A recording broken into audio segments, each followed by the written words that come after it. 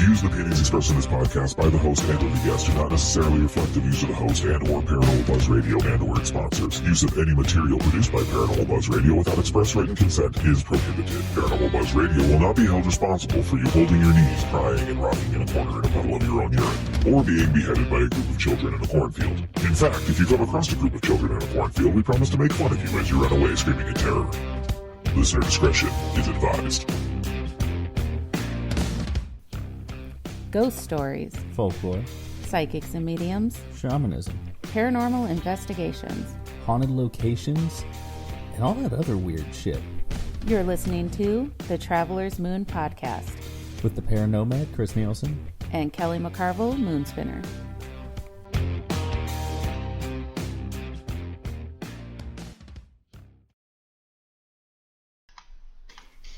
Listening to Here are your hosts, Chris and Kelly. And here we are. Hello. You ready to piss off the paranormal community on the internet tonight? You know, I don't know that we're going to piss off everybody. I think we will have probably an equal 50-50 mix of people who think we're crazy and will never speak to us again. They're going to burn your ass at the stake. Probably. And this is how this is going to go. Chris, the beloved, will walk out of here clean and clear, and Kelly will be strapped to a bunch of sticks and set on fire. So, you know, it's all good. But, yeah. So, you guys are listening to the Traveler's Moon Podcast. I'm Kelly McCarville, Moonspinner. I'm Chris Nielsen. And tonight, we are going to be talking about Ouija boards. Ooh. Satan sticks. Oh, those nasty devil talking boards. Ooh. You know, it's funny, and we're kidding about this, but there's truth. I mean, it will be interesting to see if after this show I get unfriended or if we lose followers because we're talking about something that people truly believe can be working with the devil. To be fair, white chicks at Hot Topic also wear these as bras, so I feel like we're going to be safe. I know it's a hot button topic when it comes to actual discussing, but the aesthetic of the Ouija board's been a huge part of popular culture since, well over 120 years ago. So I feel like we're safe. So if a chick's wearing a Ouija board bra and her boyfriend's feeling her up and spelling out things, could he summon a demon? Well, it depends if it has the whole alphabet. Be just like TT. I walked right into that one, didn't I? That came right off the top of the dome, too. I'm a little proud there. God. Yeah, I walked right into that one. All right. So, you know, when we were sitting down talking about doing the podcast in general, we were talking about a bunch of different topics we wanted to do.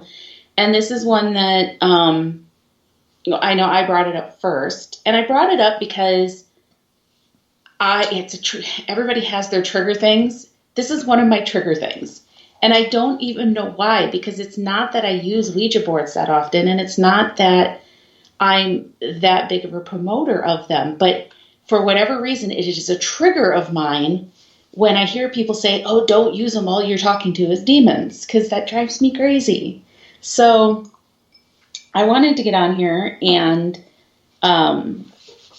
just have a really open, honest conversation about it, because I know that just because I think that way doesn't mean that everybody does. So yeah, I'm kind of curious to see what everybody thinks. So for anybody presently listening in the comment section, leave your thoughts on Ouija boards. We'll see how they compare. Yeah, and I think we're going to find that, because even just as we were promoting the show, we were getting people commenting, oh, I'd never use a board, they're dangerous, they're evil. Actually, exclusively those comments, I think, yeah. is what I saw. So yeah, I guess to kick off, did you want to go over some of the actual history? Yeah, of the Ouija board? I thought that would be interesting just to kind of talk about... Just to kind of figure out where it's coming from. What is the board, truly? What is the board? That's what I wanted to kind of address, because that is a big supporting side of... It's somewhere between a board game and a, summoner of Satan. Which is weird. You got to be 8 years old to use this thing. 8 years old. As soon as you're 8, it's perfectly good to use it. I'm going to stop the show right now. Matt's got the best possible answer. It's only dangerous if you hit someone with it. I love that. The way you are going to be most injured is if I pick it up and smack you with it. Yes. So yeah, Ouija boards. They've been around since 1891. Well, and they haven't always actually been called Ouija boards. So, I mean, to be fair, the spirit boards and have been around probably, I think we said, since like the early 1800s. 1891 is I guess technically the first ad for the Ouija board.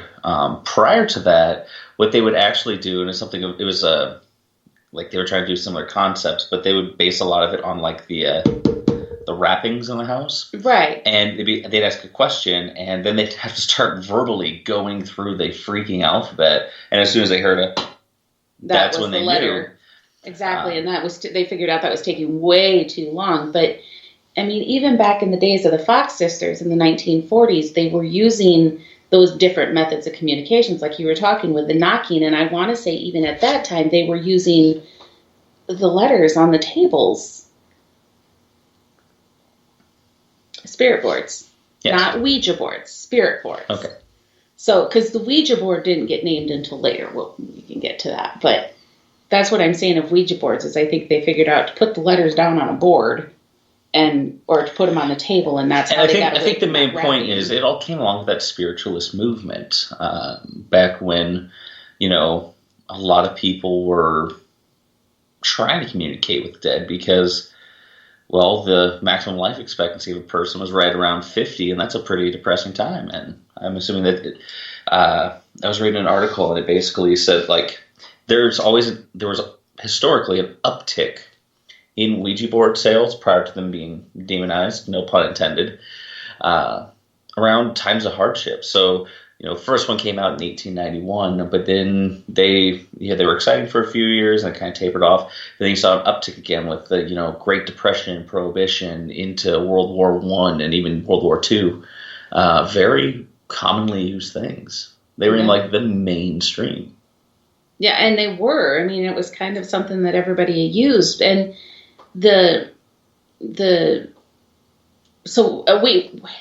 first off, we should put a disclaimer on this show. We are not Ouija board experts by any means.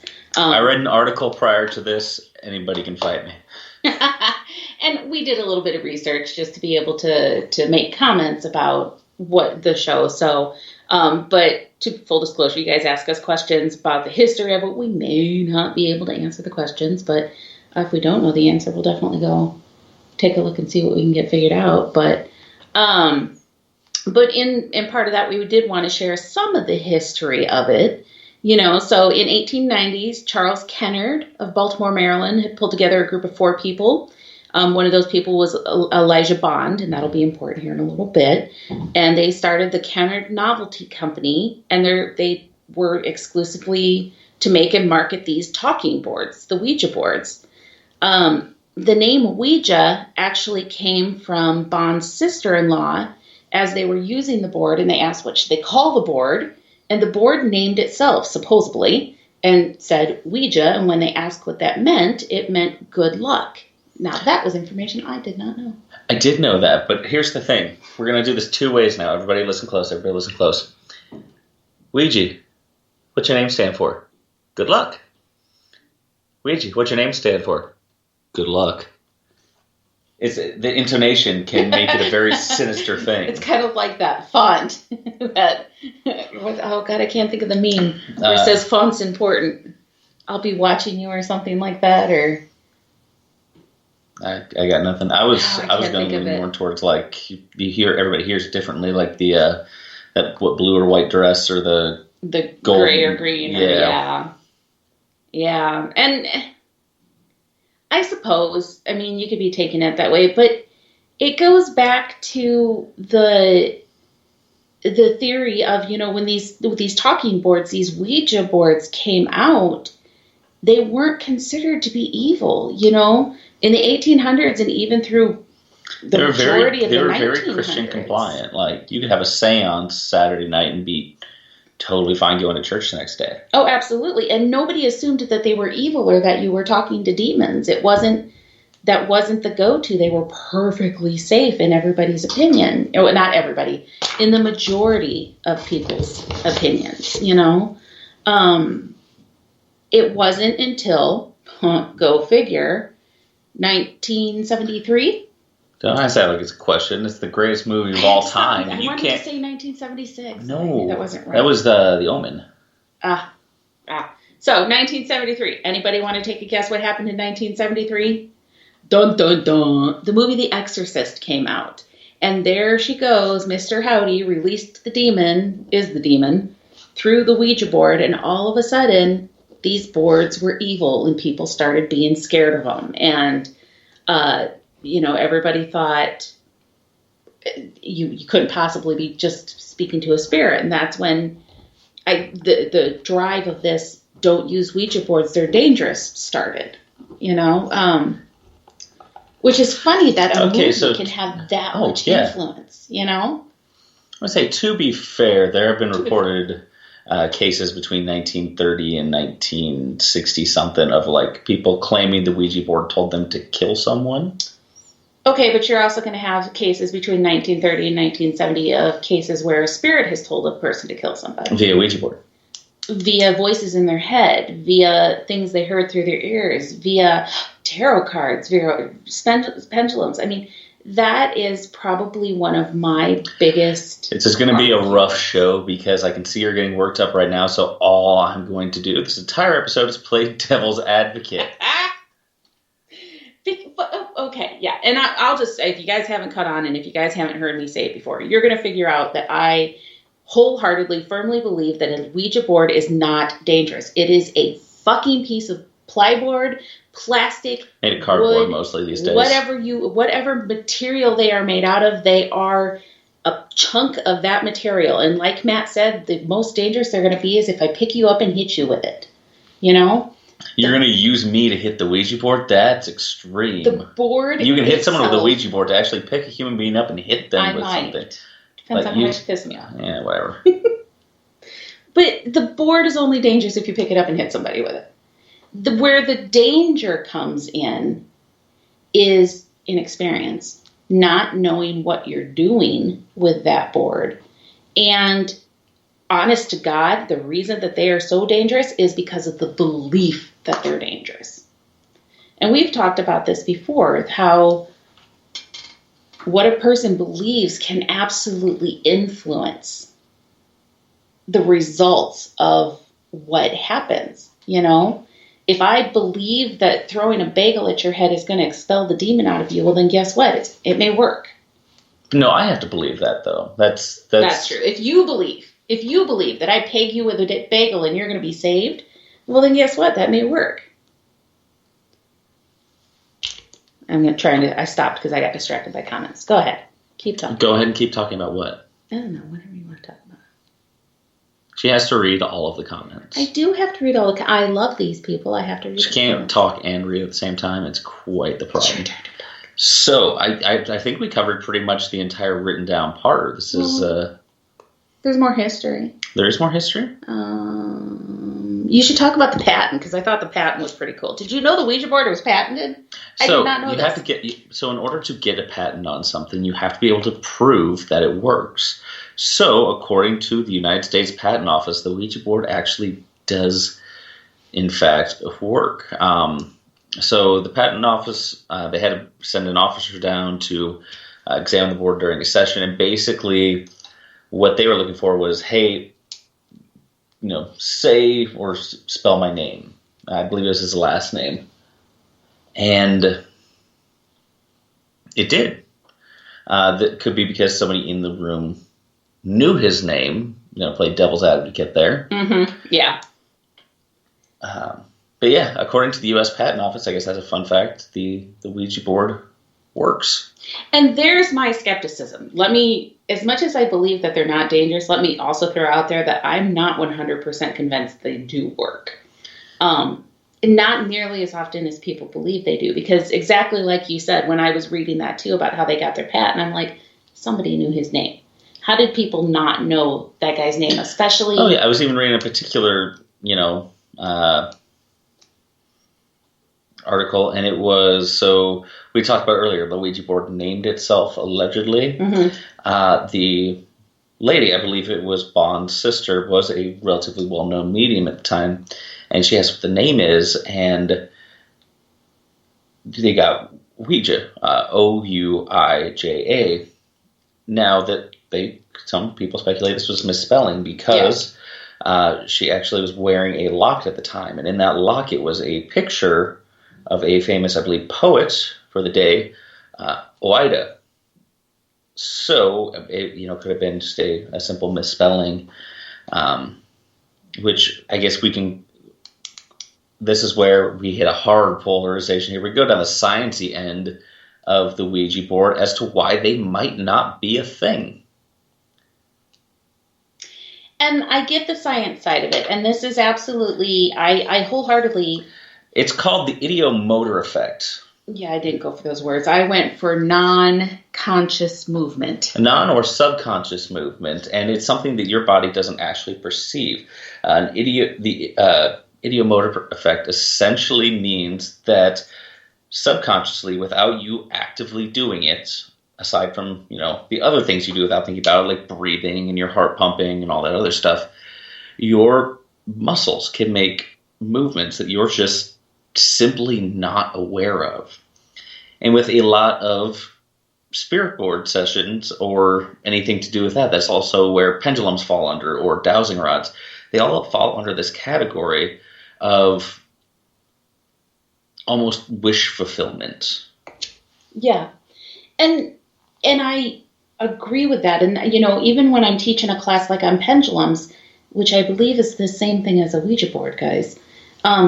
No, one's definitely a flat piece of wood. The other one's like a rock on a string. It's a good thing this isn't video or you'd see me flipping them off right now. Like someone said in chat, you have to set your intent and say, I only want to speak to spirits and energy that is positive and white light, non-harmful, whatever you want to say. But you also, for me, I know I can make that pendulum move.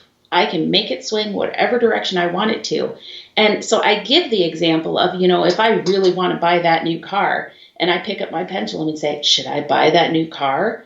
Well, if my energy is affecting that pendulum, you can bet your ass it's going to say yes because I want to buy the new car, So when I pick up a pendulum, I have to make sure to say, do not let my wants, desires, or bias affect the answers. Only give me truthful, non-biased answers, And a Ouija board can be the same thing. If we sat down together and my thoughts are, man, I want to talk to my grandma, and we're like, who's here? I could consciously or subconsciously start spelling out Connie, because it's who I want to talk to. So you do have to be careful of that. So I'm going to dive down this rabbit hole because I read into the sciencey part actually a bit more, and they actually did peer-reviewed studies to a certain degree. They basically had a single person working the Ouija board, which I know doesn't work, which is why they created this fancy little robot thing to hang on to the other side of the planchette. And the person was told it just kind of,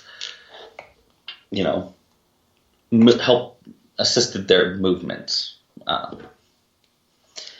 And what ended up happening was there were results in the matter of, so they were asked a series of questions, and these were questions, and I'll preface this, but they were asked the questions twice.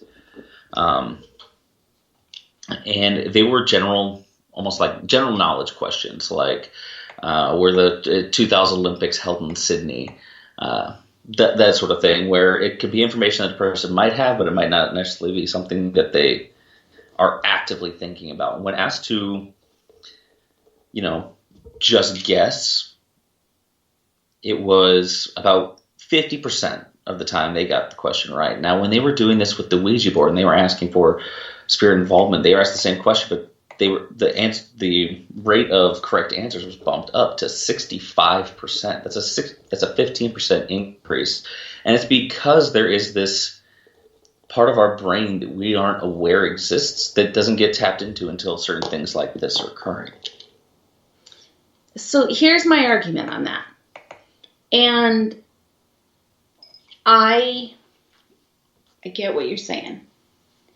And I read that same thing too. I left the science side to him because I knew that he'd do his research too. But this whole the non-conscious, non-aware movement or having everything that you just said happen, okay, I get that. But then explain how the board can speak in another language that nobody at the table knows. I'm going to hit you with a very political type response to that. So, you don't believe in demons, correct?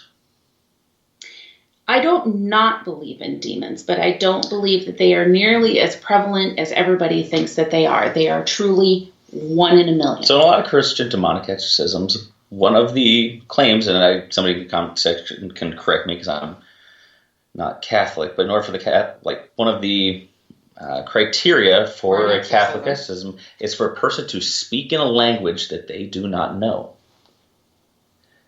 How is that possible? Well, if they're doing it. But in that theory, they're not doing it. It's the demon. I'm going to give you a touche on that. But, okay. So you're saying it's a demon in the board? No, I'm saying it's a spirit in the board. You asked about an exorcism. Yes. As exorcisms.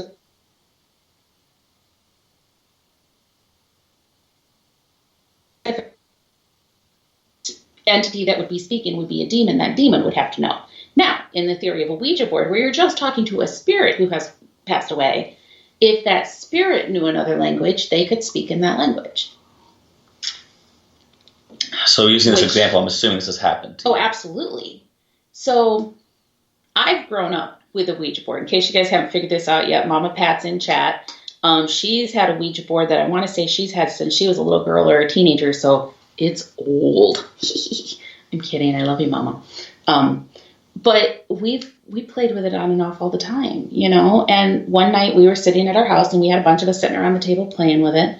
And it was people that we grew up with. We know them. And we'd be talking to it and saying things. And the funny part was we were all teenagers, so we don't speak English, right? And it would correct our English as we were talking. And, you know, it'd say, was that good? And it would say, well, or something like that, you know, because honestly, you're supposed to say, are you well? Instead of, are you good? So anyways, it would do stuff like that. But just randomly, it would stop and say, I can see you. Can you see me? And it repeated that multiple times throughout the session of this time where we were talking to this lady. And then we always had one person who was like the scribe. They were there to sit down and write all the letters so we could see, because sometimes it's hard to keep track what's actually being spelled out. At one point it started talking almost like gibberish. We weren't understanding what it was saying. And so we kind of, after a while, closed it down and said, well, it's not really talking to us anymore. We're done. So we closed it out and we were done. When we were looking back at it, we got to realizing some of it looked like German words. And so we took it to the next door neighbor because we thought he spoke a little German and he couldn't read it. And we ended up having it just in a notebook, and it was in the car, and we went out to Fontana Park, which was just outside the town I grew up in Northeast Iowa. And we actually have a big Amish population just outside of town, and there happened to be some younger Amish there. And we thought, what the hell, we're going to stop and ask them. So we stopped and we asked, and the guy that read it for us, he said, you know, a lot of this is just kind of gibberish or random words. He said the only part that really makes sense is this right here. He says this is an old dialected German, and it says, I see you. Can you see me? We hadn't shared any of the story with him. He didn't know that. How would he have come back with that?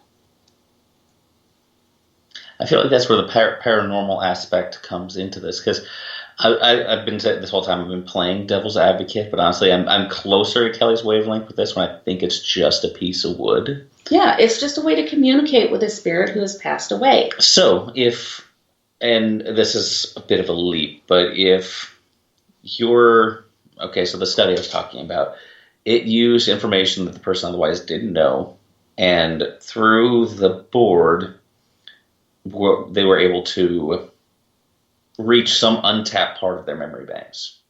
It's essentially what happened. It's information they knew, they just couldn't reach in and grab it. I'm also a big believer in, I don't know if our memory has necessarily capacity, it's our ability to reach in and grab that shit that becomes difficult. And that's, what makes up the majority of our subconscious. Would there be at any point in, your entire life that you might have been exposed to some German, forgot about the fact that you came across it, and that subconscious is then what was going onto that piece of paper? She's not. I don't think she knows I asked a question. I didn't. I'm sorry. I was distracted. But Taryn, ask the question. I already did. I'm sorry. That entire time I was talking, that was all the question. Oh. Sorry.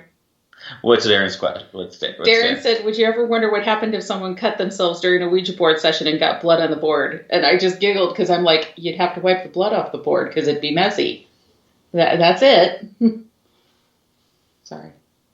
I was ignoring you. You have my full attention. Well, I'm out of questions now. Well, what was your question, though? Did you answer your own question? Mm-hmm.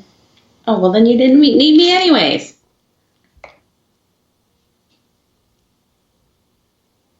See, I have to read back through things. So let me ask this to you, science guy, because we are paranormal investigators, so we use a lot of different tools on investigations, and they're not all the science ones. We'll use pendulums and dowsing rods, and we've used tarot cards before. On investigations? Not necessarily tarot cards on investigations, no. But tell me how using Spiritus is any different than using a Ouija board. Okay, so this is where I am going to do a little flippity-flop here. Basically, when you're using Spiritus, it's like, hey, talk to me through this box that I have no physical connection with. When I think what's happening when a Ouija board's actually being used is someone is hopping a ride for a second and making you move that. I don't think anybody's taking their finger, putting it on the pendulum, and guiding it around. You just happen to be touching it. I think they're hijacking those little muscle movements that we're not aware of, and they're moving them around for us. So you're basically asking me what's the difference between being like, hey, talk through that box over there, and hey, let's do a little mini possession. And I feel like there's a huge difference in opening up for something like that. So why is it that they'd have to be controlling us? Why is it so unfeasible to think that if I've got my finger here and you've got your finger here, that they didn't put their finger between ours and is moving the board themselves, the planchette themselves? Well, because then we wouldn't need to touch the planchette in order to make it move. But they need our energy still. I've done plenty of investigations where I have a massive paranormal hangover, so I know those sons of bitches can use my energy without me having to touch anything. True. I've never, in any of my sessions of using a Ouija board, felt like they were controlling me. But if you're subconsciously moving things anyways, that's what, I have to keep looking back to the spelling. That's what an idiomotor effect is. It's a movement that you're making you don't know you're making. You don't have to think like, I'm moving this. You aren't thinking I'm moving this. Your body's just doing it. Yeah, Darren, we've seen your other questions and we're writing them down. It's just that one made me giggle and ignore Chris, so I was addressing it right away. So go on. Rebuttal. Go. Do it. Captain of the debate team. And I'm not saying that maybe they're not somewhat helping you control it, but I don't want to by any means give the impression that we think that you get possessed and that's the only way the Ouija board moves. Because now you're adding, not only are we talking to demons, but you're possessed every day. But it's a physical manipulation. You're making this worse. And I think that's my point of view on this. Is that I'm going to hit you with a Kelly real quick, everybody. This is my truth. Everybody drink. It's a very subjective thing. So yeah, but I don't think those little mini possessions are necessarily bad. Okay, but I just made you move your hand and I didn't possess you. No, but you also have a corporeal body. Well, maybe they have an uncorporeal body that is They really have to hop. I'm not saying they hop inside you and they're running all these little gears inside your head and making. So you've never seen a spirit move anything? I have. Oh, I see where you're getting at. I'm gonna have to say that's point taken.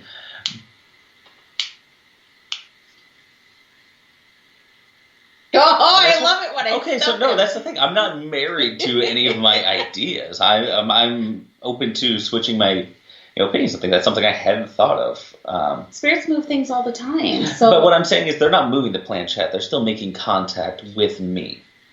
But when they swing the lamp that's hanging in the room, when they swing the chandelier, they didn't make contact with you to do it. They just swung the chandelier. Or when they knocked the wine bottle off the shelf, they didn't make contact with you. They just knocked it off the shelf. They just moved something. I'm confused with how that. So obviously, spirits can move things without having to possess you to do it. Right. But what I'm saying, when we're talking specifically like, hey, use me to make this board say words, it's just different. Yeah, and I do think that there's probably some truth to when you're using a Ouija board and you have your hand on the planchette, that it's more likely that there is that little spirit manipulation where they're helping move your hand. And in the sense of things, I think the connection is a bit more intimate too. Yeah.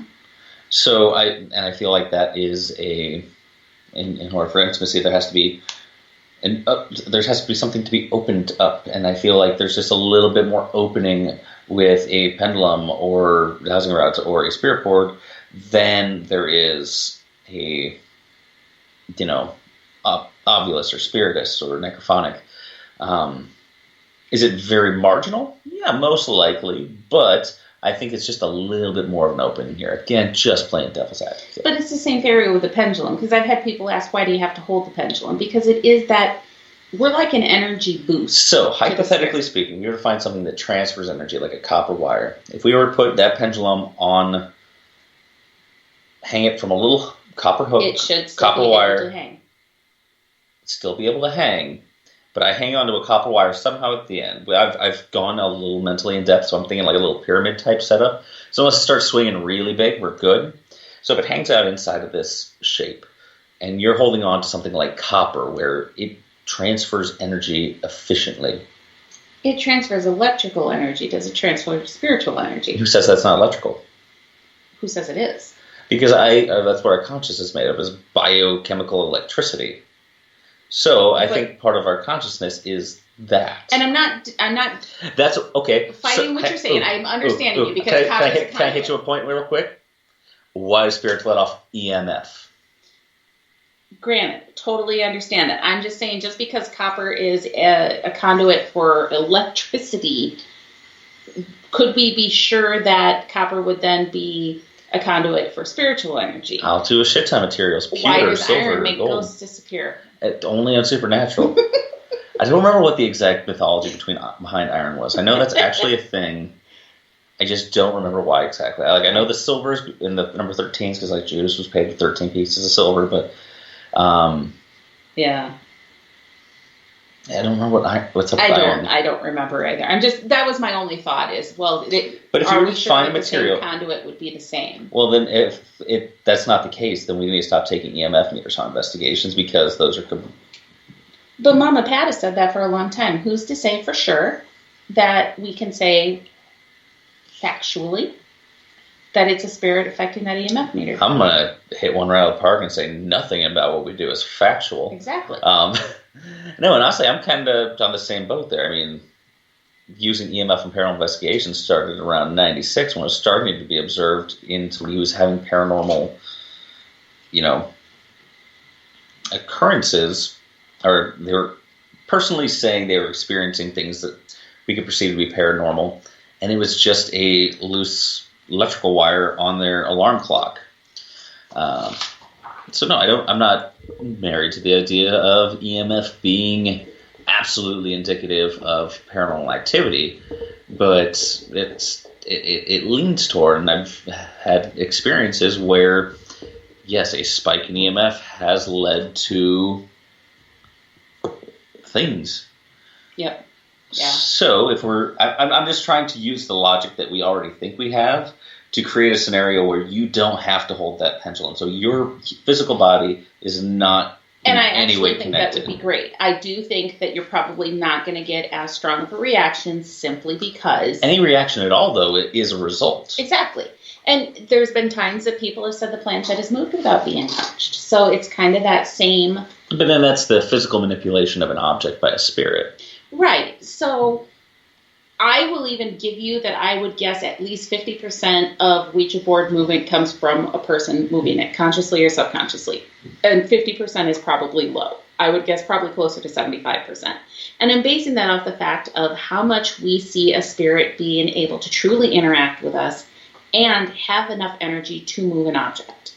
So of the responses that people get on a Ouija board, I would guess that the majority of them probably are not anything. It's a person consciously or subconsciously moving it, in my opinion. That's fair. I would agree with that.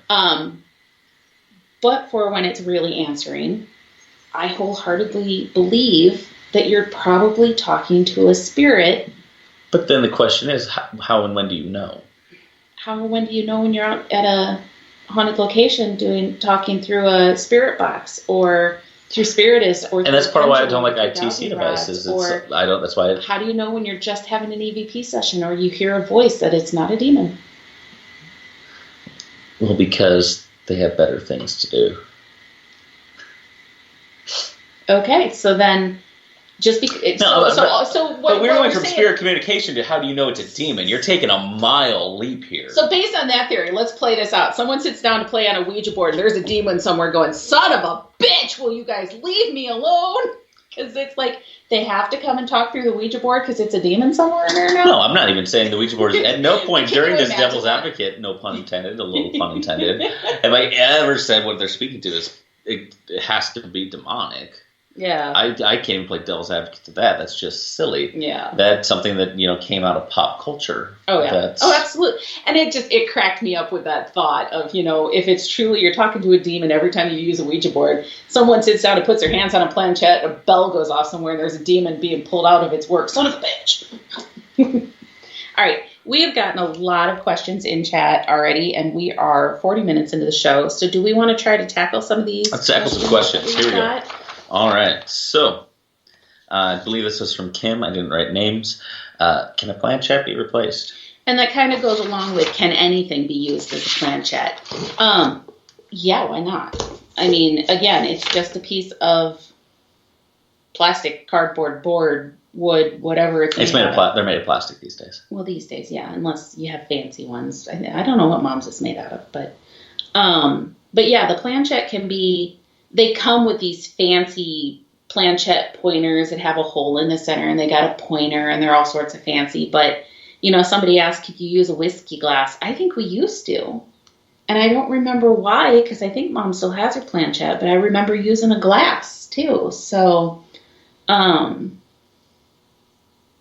you can use anything as a planchette. And yeah, if you have to replace it, not a big deal. Because they're not bonded together. Probably should have hit this at the beginning of the show. This is an interesting twist on the show as well, because only 50% of your hosts have actually used one. Yeah. I've never used a Ouija board. Which kind of blows my mind. Why? Because I was raised Christian. I watched The Exorcist as a child. So was I. So did I. You fell off the reservation. Ow. I mean... I was raised well. Mama Pat did her job. So, where were you going with that? I don't know. You said based on the next question, you had to put a disclaimer or something.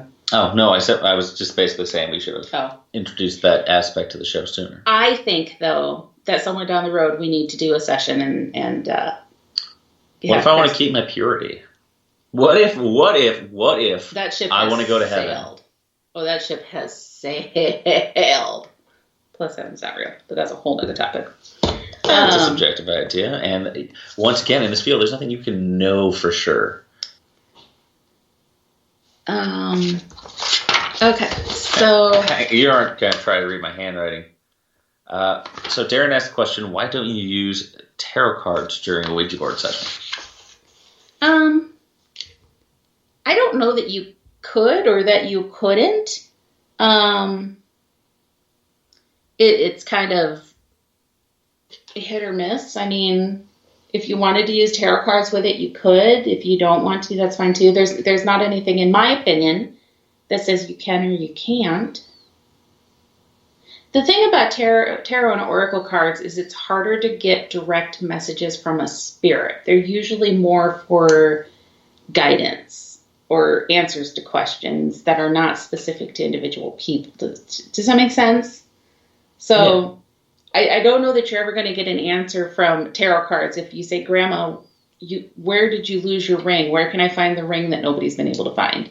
I don't know that you're ever going to get that answer out of tarot cards, you know. So I don't know if there's a reason.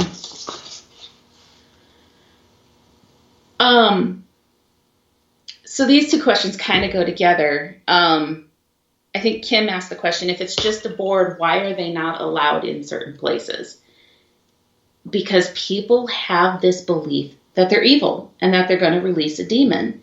And because they don't understand the boards and they're scared of them, they don't want them in their locations. Now, I want to hear your answer, but I'm going to take that a step further too. Go for it. You know, I'm going to let you keep going.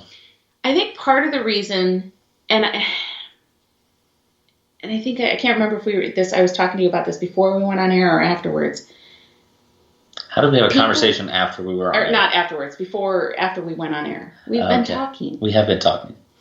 So what you believe is going to happen, what you believe and your energy that you put into things has so much influence on the results of it.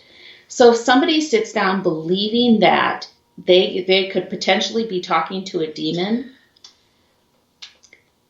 that ability to manifest negative energy increases. I have the answer then. Because most people don't sit down to a Ouija board with a rational brain. They think they're going to summon a demon, which, if we're using that logic, they will summon something, maybe not a demon, but negative, and that's going to be occurring in those locations. They might actually be bringing demons in, but they're bringing in that negativity. Exactly. That's why they're not allowed in places. Exactly. And that's where I'm going too, is because of people's inexperience on how to use them and them not knowing how to use them properly, and the belief that it's going to be something icky and ugly that they could potentially welcome into a location. These locations don't want them to be used. That's my opinion anyways. I'm sure some people just think it's going to summon a demon. Yeah. I mean, you will get those diehard people who are like, absolutely not. I'll never ever use one because you're talking to a demon. Well, I'll probably never change their mind on that, but I hope they don't ever use any other tool than either. No pendulums, no dowsing rods, no tarot cards, no spirit boxes, don't go into a room and ask if there's anybody there, because that is the exact same thing. I feel like I'm going to keep disagreeing. It's not a huge disagreement. It just rubs me incorrectly. Why? It just does. Because there's a difference between saying, is anybody here, and use me to answer that question. But they're not using me to answer that question. You believe that it's a potential that they're using me to answer the question. But you don't know they're not. But you don't know they are. But that's not a rational response to, if we're doing things safely, erring on the side of caution, going with, well, I don't know it isn't the best course of action. So how do you know they're not using your energy to get enough strength to create that EVP? Oh, I've been over this. I've had paranormal hangovers for days. So what's the difference? Just is. Why? Just is. Come on, science boy. Why? What do you mean, science boy? We are so far in the realm of pseudoscience. You can't accuse being scientific at this point. I guess, I don't know that I get the difference of them using my energy, whether it's because I'm touching something or because they're just pulling my energy so they can.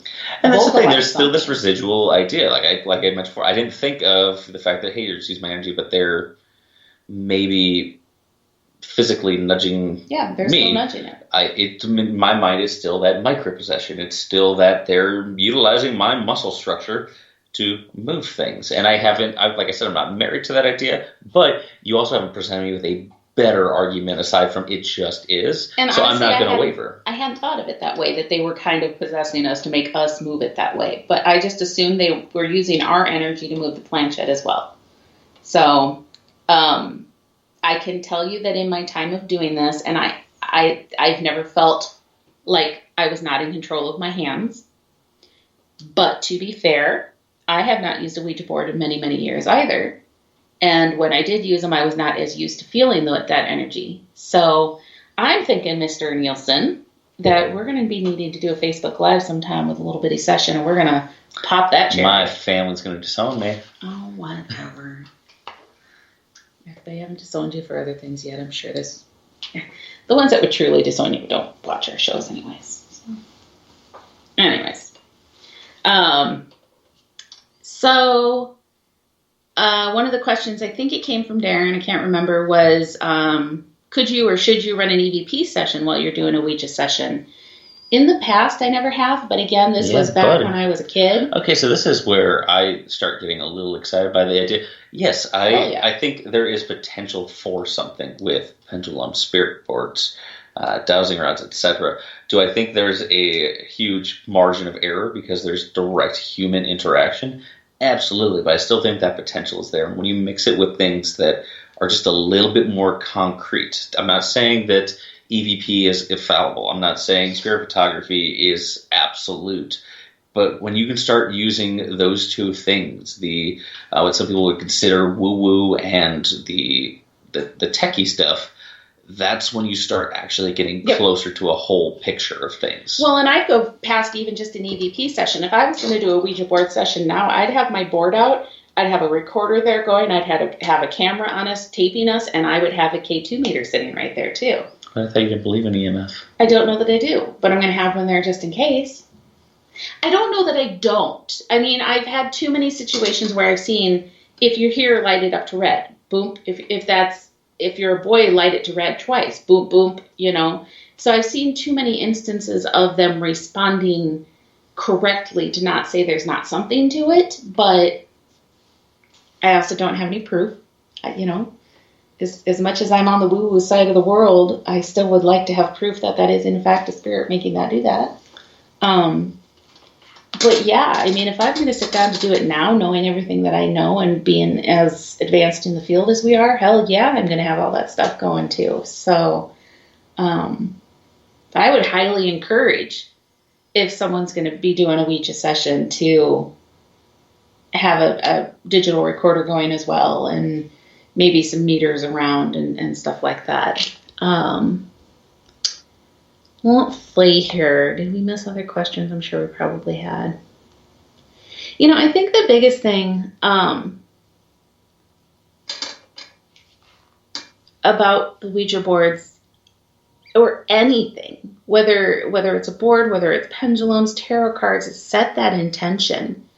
Make sure that you have put out there what it is that you are willing to interact with. And I have a hard time with that because the devil's advocate in me is like, you can consciously be like, hey, I'm setting this intention, but your subconscious brain is something you don't have control over. That's why it's subconscious. But if it's just your subconscious brain, then it's not a demon anyways. Some people's subconscious is absolutely a demon. Touche. But it's not a true demon. You don't know that. I know some people who spew pure evil, but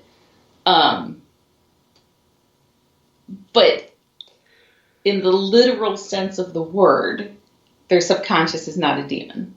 Right. So if I had to put you on the spot and say, how often do you think when this person sits down to use a Ouija board, are they truly talking to a demon? A demon? A demon.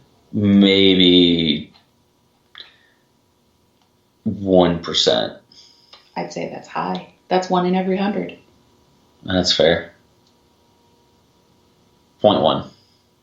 0.01. 1 every 10,000? It's like 0.001 then. 1 in a million. Demons are 1 in a million. Yeah, but how frequently are people actually using Ouija boards? I don't know. That's the thing. I would need more statistics on it to actually come up with an answer like that. What I'm trying to get at is rare. So for the people who are in chat, let's just do a quick poll because I'm curious. And I know there's not a ton of people in chat, but just curious. If you're comfortable, tell us, have you ever used one before and have you used one recently? And would you use one again? Because I think that that's kind of, there's some people who maybe used it a long time ago and, I'll never use it again. Or they've never done it. Or then there's the ones like me where I have no reason I haven't used them. I just haven't sat down and done it, And part of that's because I don't have a Ouija board. We always just use Mom's. So I wrote down some questions that I wanted to make sure they were just general questions. So we asked, do we think the boards are evil? Are the boards evil? No, honestly, I think that's one of those, like, I was about to reach like a Second Amendment reference, but I don't. You know what? Fuck it, I'm going to go for it. If you just set a gun down, it's not going to shoot someone. Mm-hmm. If you put it in the wrong hands, it's going to shoot someone, but the gun itself is not. So is a Ouija board itself evil? No. And that's, I think, the thing that's where people crack me up is they're like, oh, I won't even touch one. It's a piece of plastic. It's like, come on, people. And I'm sorry. If any of you guys feel that way, I'm not trying to make you guys feel bad. It's just, I don't understand it. It's the same as saying you're not going to touch this pendulum, or you're not going to touch these dowsing rods, or you're not going to touch my cell phone because I've talked to spirits through my cell phone, We already kind of addressed when we're using the boards, do you truly believe they're speaking to evil? We have not addressed this. What are your thoughts on if you're going to use a Ouija board? Do you need to open and close the session? So as a paranormal investigator, that's almost my instinct anyways. Because when I do, sit down and do, say, an EVP session, I'm like, hi, my name's Chris. I'm here to, just kind of have a chat with you. How's it going? What's your story? Yada, yada, yada. And at the end of every EVP session, I'm like, okay, cool. Thanks for talking. I'm going to turn off the recorder now. Mm-hmm. Deuces. That's politeness. Yeah. But do I feel like it's absolutely necessary? I think a lot of stuff with these sort of things are very person to person.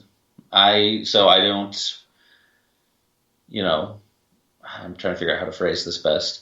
So if I believe that an opening and closing is required, then it is. It's like the Pirates of the Caribbean, like the jar of dirt. Does this really help? Do you think it? Then give it back. That it will? Will they give it back? No. Then it helps. So yeah, I think that's exactly how those kind of work. Oh my god, I love it. And that's, I guess, where I'm getting at is I think that it's the polite thing to do to open and close a session, and regardless of whether it's a Ouija board or just an EVP session or whatever, to have that, hey, we're sitting down to talk to you, this is who we are, well, thanks for talking to us, we're done now, you stay where you belong, I'll go where I belong, but if for some reason we got interrupted in the middle and we didn't say goodbye, I don't worry that I left some portal to hell open that demons are going to constantly fly out of. So I don't believe that you have to open and close a session, but I think it's polite, just like you would begin and end a conversation with anybody. And like Chris was saying, even during an investigation, if you're going to be speaking to a spirit, be polite, open and end your conversations with them. So when people do get terrified of this piece of plywood and they want to get rid of them, what are your thoughts on burning a board?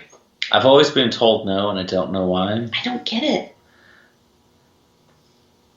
Yeah, I don't understand why. I get, so the concept, I understand as a concept. If you have this door, you open it, and you burn down the doorway, it's just all you have left is an open door.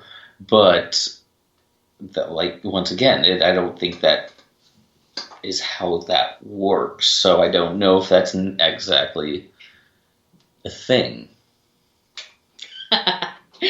You had a lenient teacher, or she didn't know that you were summoning demons joke.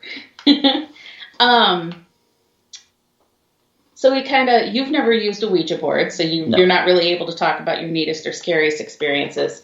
I think my neatest probably was that sentence in German, because that was too coincidental for that to have been said multiple times throughout the session and then have it come through in an old dialect of German.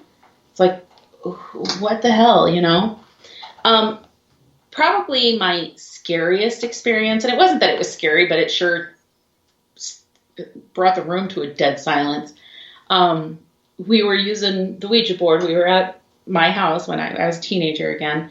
And I don't even remember what was going on, and yes, I know this borders on provoking. I was young and dumb.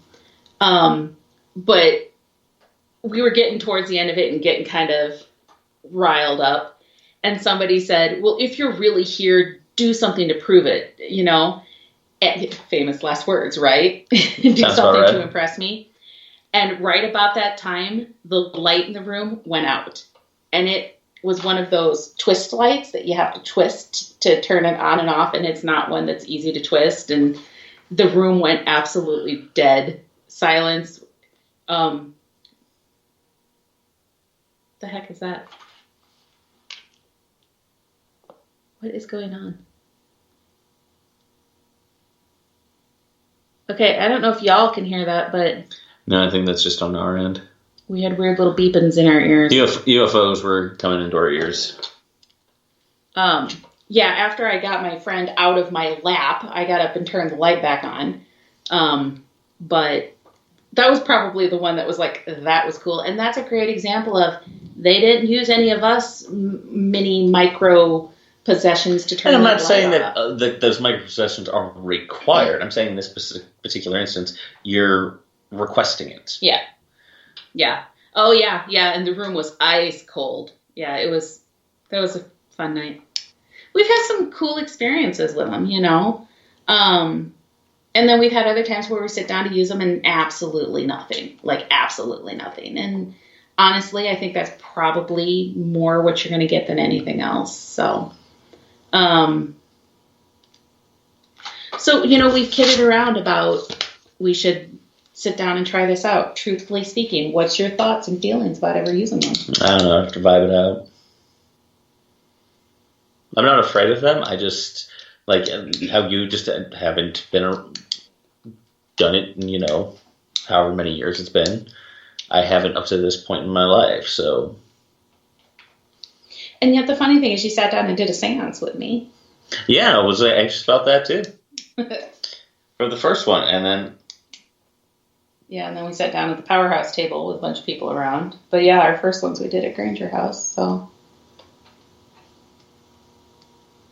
Which that almost, you know, that's maybe a good comparison too. How would a seance be any different than using a pendulum? They're using our energy to talk to us. It's a real full person, not people, not just one. Sometimes, unless they're talking directly through one of us, which has happened. It's called a possession. I wasn't possessed. I was influenced. And if I recall correctly, things got a little dicey. Well, he was very emotional. Yeah, and what happens when somebody emotional comes to the spirit board and it's with somebody who is highly inexperienced? Yeah. But who's to say that that's not going to happen when they walk into a building and say, is there anybody here who wants to talk to us? Because I'm asking a question to an empty room, not offering up my energy to give the response. I'm not offering up my energy really I'm not. At no point when I sit down to a Ouija board or a seance do I say, you can use me. Unless I actually say the words.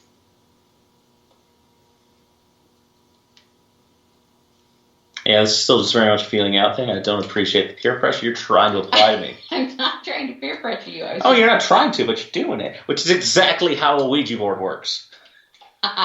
No, I'm just trying to figure out if you'd ever be comfortable doing it. And that's why I asked the question. Because if you're not comfortable doing it, I don't want you to do it. And that's perfectly fine. So, and I mean, it's not like I'm itching to get out there and do it again. But I would like to try it again now, just knowing knowing what I do now versus what I knew when I last used one, because it's been a while, definitely. So it would be interesting for me personally as an experiment to see what it feels like doing it now versus back then when I was so inexperienced. That's just a personal thing for me. So I'll probably do it again at some point. I may have to find volunteers if Chris doesn't feel comfortable doing it. All right, so we're at an hour. We are at an hour. Good Lord. That went really quick. I was going to say, I'm seeing a lot of Happy New Year's in there, and yeah, we won't be seeing you guys trying to tell until us to shut the hell to up next and get year. done. I think there's a lot of just passive-aggressive fuck 2020 going on, is what like, everybody's like, Happy New Year, and it's just like, fuck that last year. Don't forget, everybody, tomorrow night at 11:59, open your windows and doors and yell Jumanji. Be done with this goddamn horrible year. Because, yeah, next year's going to be better. By comparison, I don't see how it can be worse. In 2 days, everything will be better. That's how my brain's working. It's going to happen. It's going to happen, I believe. Remember, we talked about manifestation. It's what you believe in. What you believe in is what happens. We believe 2021 is going to be a better year. Believe with me, folks. Let's make it happen. Don't look at me like that. All right, so thanks everybody for tuning into the Traveler's Moon podcast. As always, I am your co-host, Chris Nielsen. And I am your co-host, Kelly McCarville. We will be back in 2 weeks, which is the 12th of January, I believe. Yeah, sounds close to right.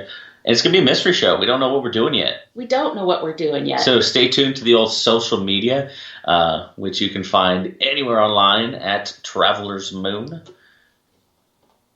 Traveler's Moon. I think that's it for a sign-off. All right. Good? I think we're good. Happy New Year, everybody. We hope you enjoyed the show. We hope you had an amazing evening. We will throw out 2020 and welcome in 2021 with y'all. Happy holidays, guys.